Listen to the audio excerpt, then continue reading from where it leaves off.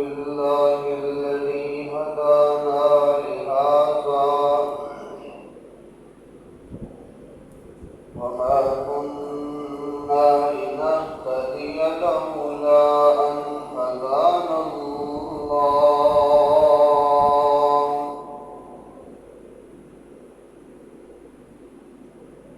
شهادة أن لا إله إلا الله وحده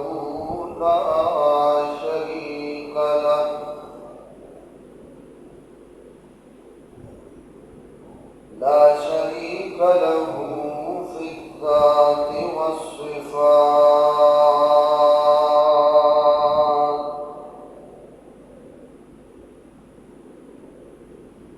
والصلاة والسلام على من أرسل بالبراهين والبينات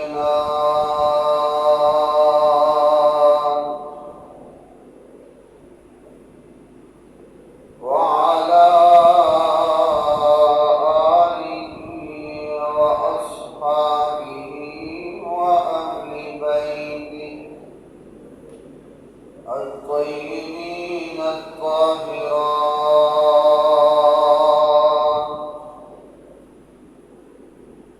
أما بعد فأعوذ بالله من الشيطان الرجيم. بسم الله الرحمن الرحيم.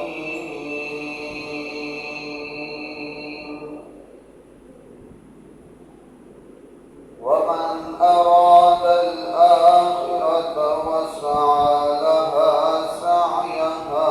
وهو مؤمن فأولئك كان سعيهم مشكورا. وقال النبي صلى الله تعالى عليه وسلم: لا يؤمن أحدكم حتى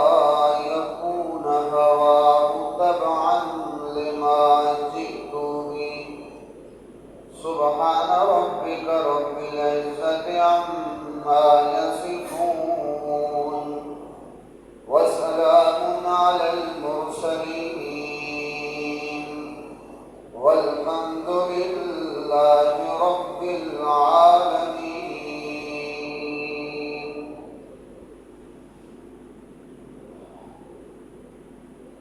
انتہائی واجب الاحترام بزرگوں اور دوستوں، اللہ رب العزت کے اس گھر کے اندر دعا اور التجا ہے کہ اللہ تعالی مکمل طور پر قرآن و سنت کے مطابق حق بات بیان کرنے کی توفیق نصیب فرمائے۔ اللہ تعالی ہم سب کو سمجھ کر اس پر عمل کرنے کی توفیق نصیب فرمائے۔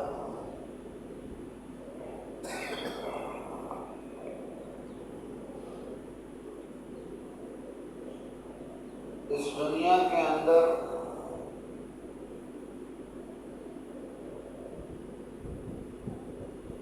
کوئی آدمی کسی قسم کا بھی عمل کرتا ہے تو اس کے لیے 3 شرطیں ہونی چاہیے، اور 3 شرطیں پائی جائیں گی تو وہ عمل قابل قبول ہے۔ کوئی ایک شرط بھی نہ پائی گئی تو وہ عمل قبول نہیں ہوگا۔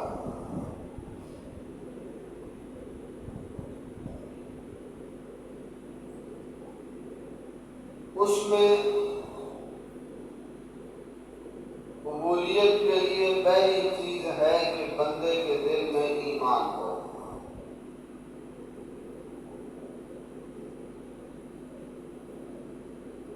اور دوسری چیز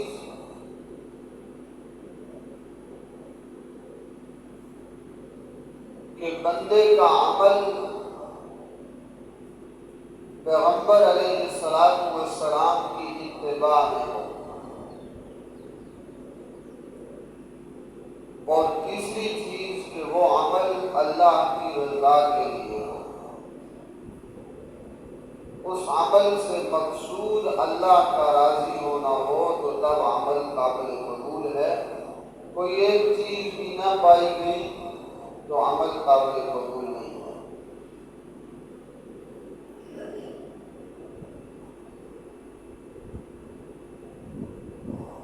اس میں پہلی شرط جو ایمان والی ہے،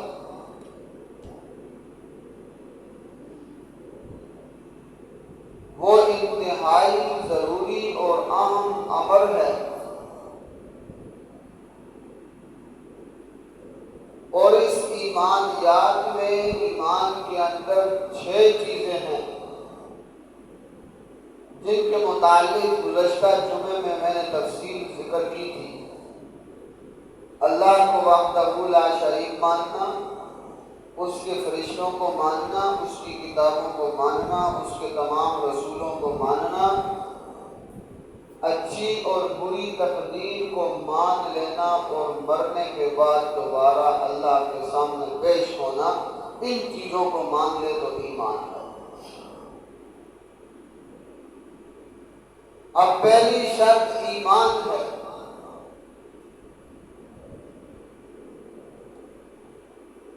تو اللہ نے فرمایا وَمَنْ أَرَادَ الْآخِرَةَ،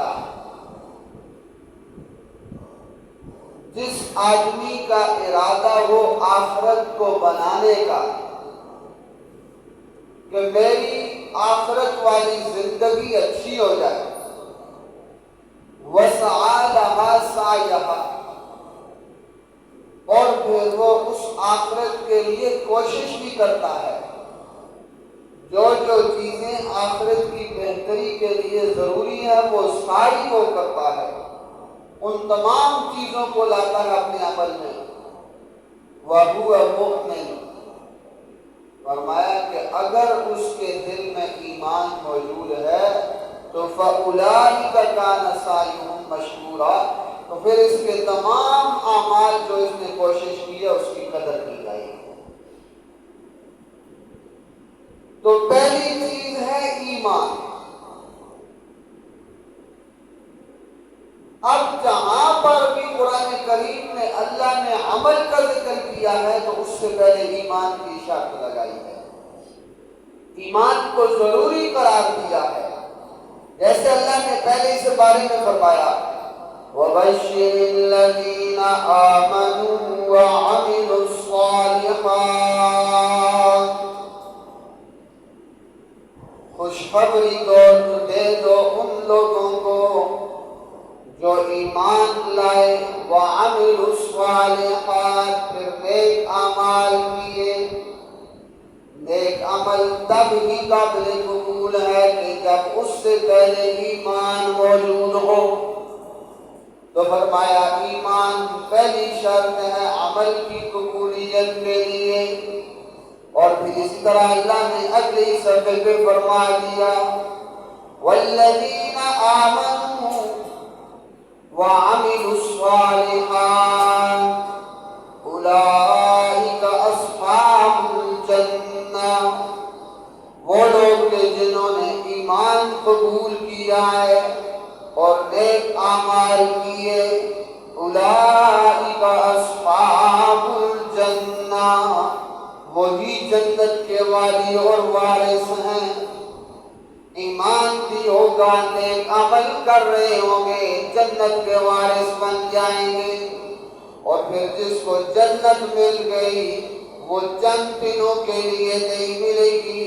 چند گھنٹوں کے لیے یا مہینوں کے لیے نہیں، فرمایا ہم فیہا خالدون،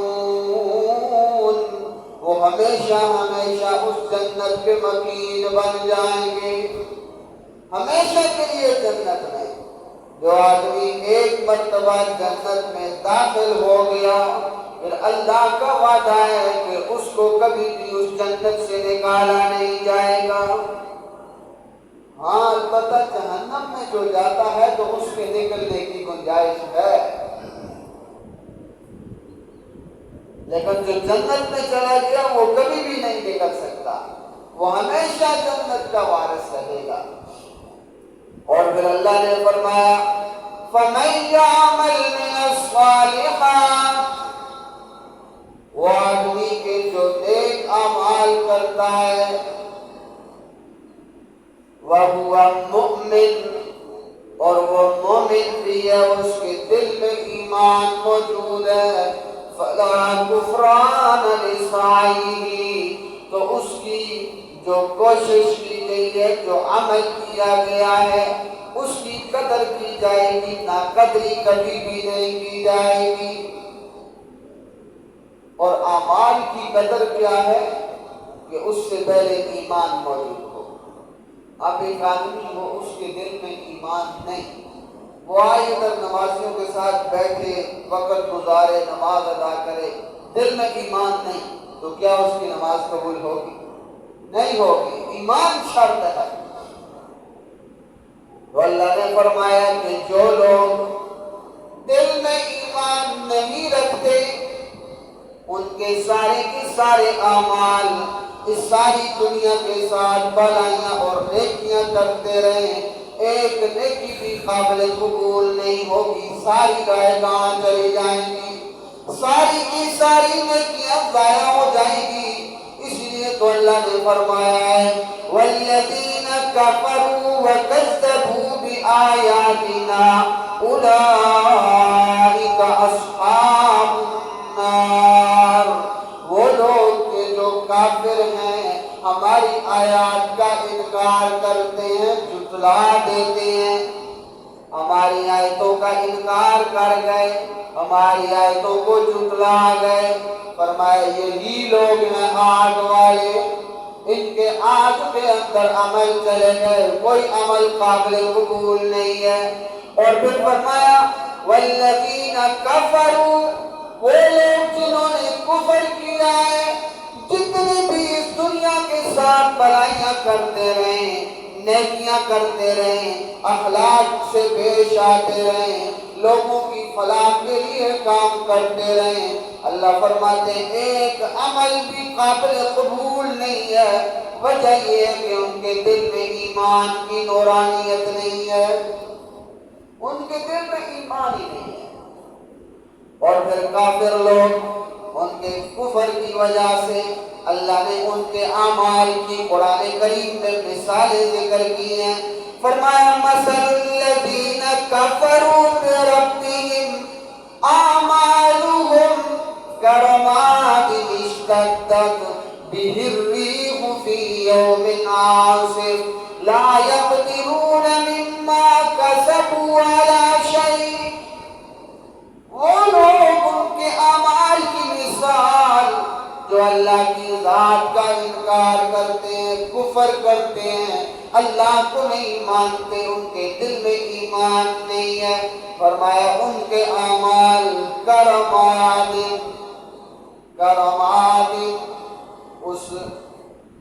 وہ کیا کہتے ہیں اس کو، شہید بولتے ہیں اس کو اپنی زبان میں، راکھ، مجھے لفظ ہی بھول گیا، وہ راکھ کی طرح ان کے اعمال، راکھ ہے ان کے اعمال کی، فرمایا کہ جب تیز آندھی آتی ہے، ہوا چلتی ہے، ان کے اعمال کو اڑا کر کے لے جاتی ہے، اور وہ اس راکھ کو روکنے پر قادر نہیں ہے، فرمایا لا یقدرون مما کسبوا علی شیء، وہ جو کچھ کرتے رہے اس چیز پر قادر نہیں ہوں گے، ذالک هو الضلال البعید، یہ دور کی گمراہی ہے، گمراہی میں یہ حد کو تجاوز کر چکے ہیں، اب ان کے واپس آنے کا کوئی راستہ نہیں ہے۔ فرمایا ان کے اعمال راکھ کی طرح ہیں، دنیا میں جو بھی عمل کرتے ہیں وہ راکھ بن کر جمع کیا جا رہا ہے کہ ہمارے اعمال جمع ہو رہے ہیں، جو ہی موت کی آندھی آئے گی، قیامت برپا کی جائے گی، ساری کی ساری راکھ اڑ جائے گی، ان کے پاس کوئی چیز باقی نہیں رہے گی، اور کل قیامت کے دن سوائے افسوس کی ان کے پاس نہیں کوئی چیز نہیں ہوگی، اور اللہ ان کو الٹے منہ گھسیٹ کر جہنم میں داخل کرے گا۔ جب کافر ہیں تو عمل قبول ہی نہیں، کفر کی وجہ سے عمل قبول نہیں ہے۔ اور پھر اللہ نے ایک اور مثال ان کے اعمال کی ذکر کی ہے، سورہ نور کے اندر اللہ نے ان کے اعمال کی ایک اور مثال فرمائی ہے، فرمایا والذین کفروا اعمالهم کسراب بقیعۃ یحسبه الظمآن ماء، وہ لوگ کہ جو کفر کرتے ہیں، کافر ہیں، ان کے دل میں ایمان نہیں ہے، کفر کی حالت میں زندگی بسر کر رہے ہیں۔ فرمایا اعمالهم، ان کے تمام اعمال کسراب بقیعۃ یحسب الظمآن ماء، ایک چٹیل میدان ہو، اس کے اندر دھوپ لگ رہی ہو، پیاسا آدمی جب دور سے دیکھتا ہے تو سمجھتا ہے کہ پانی کھڑا ہے، اور اس کو پانی نظر آتا ہے، حتی اذا جاءہ لم یجدہ شیئا، وہ چلتے چلتے جب اس کے پاس پہنچتا ہے تو وہاں پانی موجود نہیں ہوتا۔ اصل میں نظر کا دھوکہ ہے، وہ دور چلتے میدان میں دیکھو تو پتہ لگتا ہے کہ پانی پڑا ہوا ہے، لیکن جب چل کے قریب گیا، اس جگہ پہنچا تو پانی تو وہاں موجود نہیں۔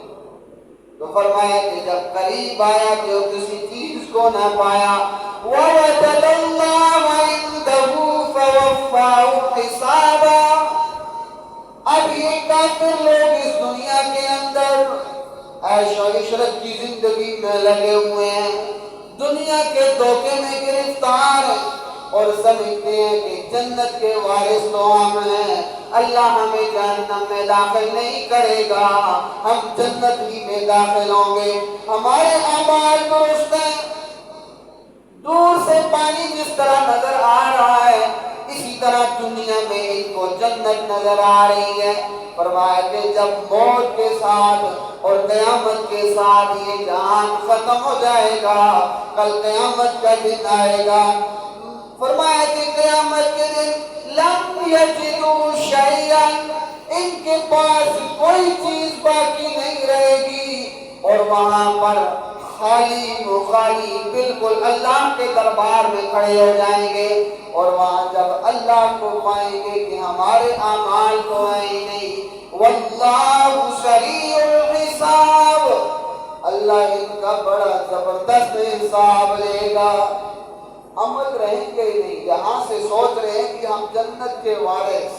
جنت میں ہم جائیں گے، اور جنت کے ہم وارث ہیں، ہمارے اعمال درست ہیں۔ قرآن کا انکار کر کے عمل درست نہیں ہو سکتا، پیغمبر کا انکار کر کے عمل درست نہیں ہو سکتا، اللہ کے فرشتوں کا انکار کر کے کوئی عمل درست نہیں ہو سکتا۔ جب دل میں ایمان ہی نہیں ہے تو عمل ٹھیک کیسے ہو سکتا ہے؟ یہ ان کے دھوکے کے اندر وہ پڑے ہوئے ہیں، وہاں کل قیامت کے دن کچھ نہیں ملے گا، اور اللہ ان کو گھسیٹ کر جہنم میں داخل کرے گا۔ اور اس کے برعکس جو میں نے ایمان والوں کی بات ذکر کی ہے، ایمان والوں کے لیے تو اللہ نے بڑی نعمتیں ذکر کی ہوئی ہیں، اور جا بجا قرآن کریم میں عمل صالح کے ساتھ ایمان لگا کر اللہ نے انعام ذکر کی ہے۔ اللہ فرماتے ہیں ان الذین آمنوا وعملوا الصالحات، وہ لوگ جو ایمان لائے، نیک عمل کیے، کانت لہم جنات الفردوس نزلا، وہ جنت الفردوس میں جائیں گے، اور وہاں اللہ خود ان کی میزبانی فرمائے گا۔ یہ اللہ کے مہمان بنیں گے، اللہ ان کا میزبان بنے گا۔ کسی کے گھر میں کوئی بڑا آدمی مہمان بن کے آئے تو میزبان کتنا خوش ہوتا ہے کہ فلاں میرا مہمان بن کے آیا، اور مہمان جب یہ بندہ بنے گا اللہ کے ہاں، اور اللہ اس کی میزبانی فرمائے گا، تو کتنی بڑی سعادت کی بات ہوگی۔ فرمایا ان الذین آمنوا وعملوا الصالحات، بے شک وہ لوگ جنہوں نے ایمان لایا، نیک عمل کیا، اور ان کے لیے اللہ فرماتے ہیں اولئک لہم مغفرۃ ورزق کریم، ان کے لیے رب کی طرف سے مغفرت کی بشارتیں ہیں، مغفرت کے پروانے اور عزت والی روزی کا ذکر کیا گیا ہے۔ ایمان لایا، نیک عمل کیا تو اللہ ان کو عزت والی روزی عطا کرے گا، اللہ ان کی مغفرت بھی فرما دے گا۔ اور جو آدمی ایمان کے ساتھ اچھا عمل کرتا ہے، نیک عمل کرتا ہے ایمان کے ساتھ، تو ضروری نہیں ہے کہ ہر بندہ کوئی معصوم ہے، گناہ کا انسان گناہ گار ہے، خطا کار، گناہ ہو جاتا ہے، اس پہ ڈٹنا نہیں چاہیے، فوراً سے اس گناہ سے پھر جائے، اللہ کے ہاں معافی کا طلبگار بن جائے، تو اللہ اس ایمان اور عمل صالح کی برکت سے اللہ اس کی برائیوں کو مٹا دے گا۔ تو اس لیے تو نبی علیہ السلام نے ایک صحابی کو نصیحت کرتے ہوئے فرمایا تھا کہ جب بھی تجھ سے کوئی برائی والا عمل ہو جائے تو برائی کے بعد برائی نہ کرنا، اس کے بعد اچھائی کرنا، اس اچھائی کی برکت سے اللہ اس برائی کو مٹا کے رکھ دے گا، وہ برائی مٹ جائے گی، اللہ اچھائیاں لکھ دے گا۔ جیسے ایک فضیلت میں آپ کو درود شریف کے بارے میں بتاتا ہوں، کبھی انشاءاللہ درود شریف پہ پورا ایک مستقل جمعہ میں پڑھاؤں گا۔ درود شریف جو آدمی پڑھتا ہے، اب آدمی نیکی کرتا ہے تو نیکی لکھی جاتی ہے، برائی کرتا ہے تو برائی لکھی جاتی ہے۔ نیکی والا عمل کرو تو دائیں جانب والے فرشتے حرکت کرتے ہیں، برائی والا عمل کرو تو بائیں جانب والے فرشتے حرکت میں آتے ہیں۔ درود شریف وہ واحد عبادت ہے، ایک ہی ایسی عبادت ہے درود شریف والی، جب تم زبان سے پڑھنا شروع کرو گے تو دونوں جانب والے حرکت میں آ جائیں گے، دونوں جانب، دائیں جانب والے نیکیاں لکھتے جائیں گے، برائی بائیں جانب والے برائیاں مٹاتے جائیں گے، یہ درود شریف کی برکت سے۔ ایسے اعمال اس دین میں اللہ نے رکھے ہوئے ہیں، تو یہ جمعے کا دن تو ویسے بھی درود شریف کی کثرت کرنی چاہیے، درود شریف کی کثرت ہونی چاہیے، اعمال میں سے ہے جمعے کے اعمال میں۔ بہرحال نیک عمل کے لیے ایمان شرط ہے، پہلی شرط عمل کی قبولیت کے لیے میں نے ذکر کیا کہ ایمان ہے، اور دوسری چیز اطاعت پیغمبر علیہ السلام کی اطاعت کرنا۔ اب اطاعت پیغمبر کہ کوئی بھی زندگی کا عمل انسان کا ہو تو وہ نبی علیہ السلام کے اعمال سے جدا نہ ہو، اس کے پیچھے اللہ کے نبی صلی اللہ علیہ وسلم کی زبان مبارک کا قول موجود ہو، اللہ کے نبی صلی اللہ علیہ وسلم کا خود اپنا فعل موجود ہو، یا اللہ کے نبی صلی اللہ علیہ وسلم نے کسی کو عمل کرتا ہوا دیکھا ہو اور خاموشی اختیار کی ہو، وہ عمل قابل قبول ہے۔ اب اتباع کے اندر دیکھیں، 3 صحابی ہیں اور تینوں نے آپس میں مشاورت کی، جمع ہوئے، مشورہ کیا، اور مشورہ کس بات پہ؟ ایک کہتا ہے کہ ہم غور اور فکر کرتے ہیں اور دیکھتے ہیں کہ اللہ کے نبی صلی اللہ علیہ وسلم کون کون سا عمل کرتے ہیں تاکہ ہم بھی ان کے اعمال کی طرح اعمال کریں، ہماری دنیا بھی کامیاب، آخرت بھی کامیاب ہو جائے، ہم اللہ کے یہاں عبادت گزار شمار کیے جائیں، اللہ کی نافرمانی میں نہ آ جائیں۔ جب تینوں کا قول مل گیا، بات مل گئی کہ بات تو آپ کی ٹھیک ہے کہ اللہ کے نبی کے اعمال کو دیکھ کر ہم بھی اعمال کریں۔ دوسرے صحابی کہتے ہیں دن کے وقت جو اللہ کے نبی کے اعمال ہیں وہ تو ہمارے سامنے ہیں کہ اللہ کے نبی نے صبح کیا عمل کیا، کیا ہے، دن کو کیا عمل کیا ہے، شام کو کیا عمل کیا ہے، باقی معمولات میں کیا اعمال کیے، یہ ہمارے سامنے ہے۔ اب رات کا عمل کیسے معلوم ہو سکے؟ تو تینوں نے مشاورت کی اس بات پہ کہ چلتے ہیں ازواج مطہرات، اللہ کے نبی صلی اللہ علیہ وسلم کی بیویوں میں سے کسی کے پاس، اور جا کر رات کی عبادت کے بارے میں سوال کرتے ہیں، پوچھتے ہیں کہ اللہ کے نبی کی رات کے وقت کیا معمول تھا، کیا عبادت تھی۔ مشاورت طے ہو گئی، اب چل پڑے ازواج مطہرات میں سے کسی ایک زوجہ مطہرہ کے پاس۔ اللہ کے نبی صلی اللہ علیہ وسلم کی زوجہ مطہرہ سے پوچھتے ہیں، آپ ہمیں بتائیں اللہ کے نبی صلی اللہ علیہ وسلم رات کو کیا کیا اعمال کرتے ہیں؟ تو آگے سے امہات المومنین میں سے جواب ملتا ہے کہ کوئی خاص عبادت نہیں، رات کو سو جاتے ہیں، صبح اٹھ کر تہجد کی نماز ادا کرتے ہیں، پھر اذان کے وقت مسجد نبوی تشریف لے جاتے ہیں، یا کچھ اور اعمال ذکر کر دیے۔ جب اعمال کے بارے میں پتہ چلا تو تینوں نے آپس میں پھر مشورہ کیا، کہنے لگے وہ اللہ کے نبی ہیں، خاتم المعصومین ہیں، سرتاج الرسل ہیں، امام الانبیاء ہیں، ان کے اعمال کے ساتھ ہمارے عمل کہاں مل سکتے ہیں؟ وہ تو پہلے سے ہی معصوم ہیں، بخشے بخشائے ہیں، ہمارا عمل ان کے عمل کے ساتھ کیسے ہو سکتا ہے؟ وہ تھوڑا سا عمل بھی کریں گے اللہ ان کو خزانوں سے اجر عطا کر دے گا، ہمیں تو زیادہ عمل کرنا چاہیے۔ اب زیادہ عمل کا ارادہ کیا تو ایک صحابی کہنے لگے انا اصوم الدار ابدا ولا افطر، میں ساری زندگی دن کے وقت روزہ رکھوں گا، کوئی بھی دن خالی نہیں چھوڑوں گا۔ دوسرا صحابی کہتے ہیں اما انا فاصلی اللیل ابدا ولا ارقد، میں ساری رات اللہ کے سامنے کھڑے ہو کر نفلی عبادت کروں گا، کبھی بھی نہیں سوؤں گا۔ اور تیسرا صحابی کہتا ہے انا اعتزل النساء فلا اتزوج ابدا، میں ہمیشہ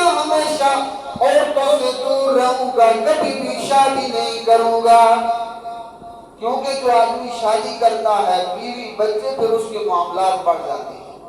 تو مصروفیت کی وجہ سے عبادت کا وقت کم نہ ہو جائے، لہذا میں ساری زندگی ایسے ہی اللہ کی عبادت میں رہوں گا۔ جب تینوں نے ارادہ کر لیا تو اللہ کے نبی صلی اللہ علیہ وسلم کو خبر پہنچ گئی، تینوں صحابہ نے یہ ارادہ کر لیا ہے۔ اللہ کے نبی صلی اللہ علیہ وسلم نے ان تینوں کو اپنے پاس بلایا اور فرمایا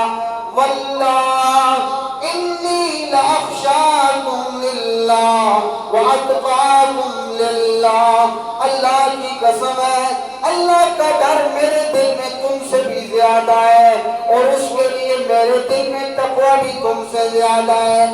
یاد رکھو انا اصوم و افطر، میں روزہ بھی رکھتا ہوں، افطار بھی کرتا ہوں، اور فرمایا اصلی اللیل و ارقد، رات کو نماز بھی پڑھتا ہوں اور سوتا بھی ہوں، اور فرمایا انا اتزوج النساء، میں نے شادیاں بھی کر رکھی ہیں۔ اور اگلی بات غور سے سن لو، النکاح من سنتی فمن رغب عن سنتی فلیس منی، میں دن کو روزہ بھی رکھتا ہوں اور افطار بھی کرتا ہوں، رات کو سوتا بھی ہوں، عبادت بھی کرتا ہوں، شادیاں بھی کر رہی ہیں، اور یہی طریقہ میری سنت ہے، اور جو میری سنت سے اعراض کرتا ہے وہ مجھ میں سے نہیں ہے۔ تمہارا جذبہ اپنی جگہ ٹھیک ہے، لیکن ہمیشہ روزہ رکھنا یہ میری طریقے میں نہیں ہے۔ ہمیشہ عورتوں سے جدا رہنا، شادی نہ کرنا، یہ بھی میرا طریقہ نہیں ہے۔ ساری رات عبادت میں لگے رہنا، نہ سونا، یہ بھی میرا طریقہ نہیں ہے۔ تو صحابہ اکرام نے فوراً سے اپنی بات سے رجوع کر لیا اور فرمایا جس طرح اللہ کے نبی صلی اللہ علیہ وسلم حکم دے کے کریں گے، ہم بھی اسی طرح کرتے رہیں گے۔ تو عمل کی قبولیت کے لیے دوسری چیز ہے اللہ کے نبی کی اتباع۔ کوئی بھی عمل ہو وہ اللہ کے نبی صلی اللہ علیہ وسلم کی زندگی سے ثابت شدہ ہو، اس کے بغیر کوئی بھی عمل قابل قبول نہیں۔ اور تیسری چیز اللہ کی رضا۔ کوئی بھی عمل ہو کسی کو دکھلانے کے لیے نہیں، خالصتاً اللہ کی رضا کے لیے، کہ جب بھی میں کوئی صدقہ خیرات کرتا ہوں، کسی کے ساتھ تعاون کرتا ہوں، مسجد میں عبادت کے لیے آتا ہوں، تو یہ محض اللہ کو راضی کرنے کے لیے، میرا کسی کو دکھلاوے کے لیے کوئی عمل نہیں ہے۔ اور کسی کو دکھلاوے کے لیے کوئی چھوٹا سا عمل بھی ہوگا تو وہ شرک کے درجے پہ پہنچ جائے گا، وہ شرک کا درجہ ہو جائے گا۔ اور شرک اس کائنات میں سب سے بڑا گناہ شرک ہے، اور شرک اللہ کے ساتھ بغاوت ہے، اور باقی آدمی معافی کا حقدار نہیں ہوتا، واجب القدر ہوتا ہے۔ تو اللہ تعالیٰ ہمیں ہر عمل ایمان کے ساتھ، اللہ کے نبی کی اتباع کے ساتھ اور اللہ اپنی رضا کے ساتھ کرنے کی توفیق نصیب فرمائے۔